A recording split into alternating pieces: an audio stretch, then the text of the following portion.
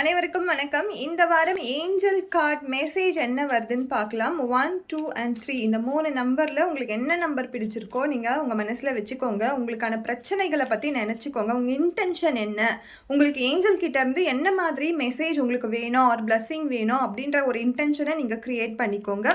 1, 2, 3 இந்த 3 நம்பரில் எந்த நம்பர் உங்களுக்கு பிடிச்சிருக்குதோ அந்த நம்பரை நீங்கள் மனசில் வச்சுக்கோங்க. ஸோ ஃபஸ்ட்டு வந்து நம்பர் 1 நம்பர் யார் நினச்சிருக்கீங்களோ அவங்களுக்கான பிளஸ்ஸிங்ஸ் ஒரு மெசேஜ் என்ன வருதுன்னு நம்ம பார்க்கலாம். நம்ம 3 கார்டு எடுத்து பார்க்கலாம். 1, 2 and 3.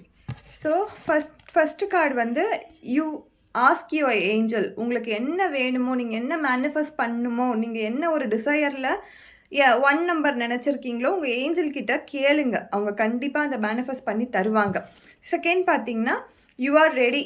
நீங்கள் வந்து ரெடியாக இருக்கீங்க மேனிஃபெஸ்ட் பண்ணுறதுக்கு, அந்த பிரச்சனையிலேருந்து வெளியில் வரத்துக்கு ஆர் உங்களோட சூழ்நிலையை மாற்றிக்கிறதுக்கு நீங்கள் ரெடியாக இருக்கீங்க. ஸோ ஏஞ்சலும் உங்களுக்கு ஹெல்ப் பண்ணுறதுக்கு ரொம்ப ரெடியாக இருக்காங்க.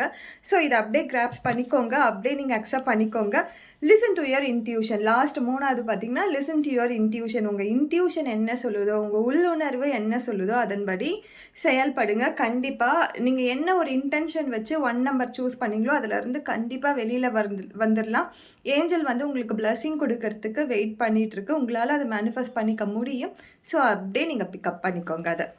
ஸோ நெக்ஸ்ட் 2 நம்பர் நினச்சவங்களுக்கு என்ன வருது அப்படின்னு பார்க்கலாம். நம்பர் 2 நினச்சவங்களுக்கான ரீடிங் என்ன வருது அப்படின்னு நம்ம பார்த்தோன்னா, பிளஸ்ஸிங் என்ன வருது அப்படின்னு நம்ம பார்த்தோன்னா 1, 2 and 3. ஸோ ஃபஸ்ட் கார்டு பார்த்தீங்களா. So same listen to your intuition. நீங்கள் 2 நம்பர் நினச்சி உங்களுக்கு வந்து எங்கே போய் என்ன கேட்குறது, ஒரு வழியே தெரியலையே, ஒரு பாத்தே தெரியலையே, எனக்கு என் கண் முன்னாடி எதுவுமே தெரியலையே, ஒரே பிளாங்காக இருக்கேனே அப்படின்னு நினச்சிங்கன்னா உங்கள் இன்ட்யூஷனை நீங்கள் பிலீவ் பண்ணுங்க ஃபஸ்ட்டு. ஸோ அடுத்ததாக பார்த்தீங்கன்னா கம்யூனிகேட் கிளியர்லின்னு சொல்லும்போது அந்த பிரச்சனை யாரால் வந்தது, எதனால் வந்தது, ஒரு பிரச்சனை வருது அப்படின்னும் பொழுது ஒரு பர்சனால் தானே அதை க்ரியேட் பண்ண முடியும். ஸோ அந்த பர்சன் கிட்ட போய் கிளியராக கம்யூனிகேட் பண்ணுங்கள். இதிலேருந்து வெளியில் வரத்துக்கான பாசிபிலிட்டிஸை ஏஞ்சல் உங்களுக்கு அந்த வழியை காமிச்சிருக்காங்க. லிசன் டு யுவர் இன்ட்யூஷன் சொல்லும்பொழுது உங்களுக்கு ஒரு வழியே தெரியாமல் இருக்கும். So next communicate clearly. எது இருந்தாலும் கிளியராக கம்யூனிகேட் பண்ணி புரிஞ்சுக்கோங்க. ஹாஃப் அண்ட் பிட்ஸாக புரிஞ்சுக்காதீங்க எதையும். அடுத்ததாக ரீகன்சிடர். மறுபடியும் ஒரு வாட்டி கன்சிடர் பண்ணுங்கள் அந்த பிரச்சனையை. மறுபடியும் ஒரு வாட்டி அந்த என்வரான்மெண்ட்டில் நம்ம இருக்கணுமா வேணாவான்னு கன்சிடர் பண்ணுங்கள்.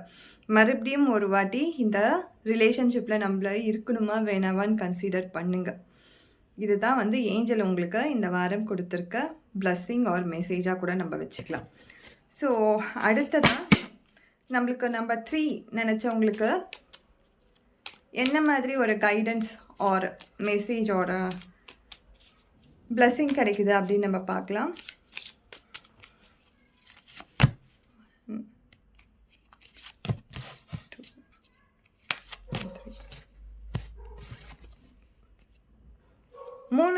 நம்பர் 3 நினச்சவங்களுக்கு பிக் ஹாப்பி சேஞ்சஸ். ஒரு பிக் ஹாப்பி சேஞ்சஸ். நீங்கள் இப்போ என்ன நினச்சிருக்கீங்களோ அதிலிருந்து கண்டிப்பாக ஒரு பிக் ஹாப்பி சேஞ்சஸ் இந்த வாரம் கண்டிப்பாக காத்துட்ருக்கு.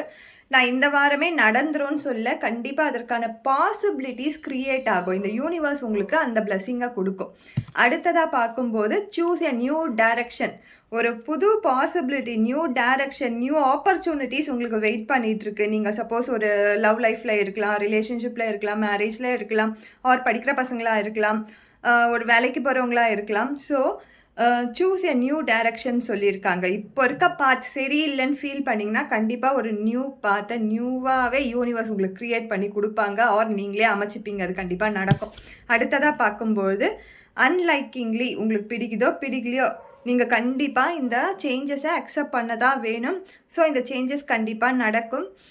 ஒரு நல்ல ஒரு பாசிபிலிட்டிஸ் க்ரியேட் ஆகிறதுக்கான வழி கண்டிப்பாக இருக்குது. பிக் ஹாப்பி சேஞ்சஸ் கண்டிப்பாக நடக்கும். ஸோ எல்லாத்தையும் அக்செப்ட் பண்ணிக்கோங்க, அப்படியே பிக் பண்ணிக்கோங்க. Thank you so much.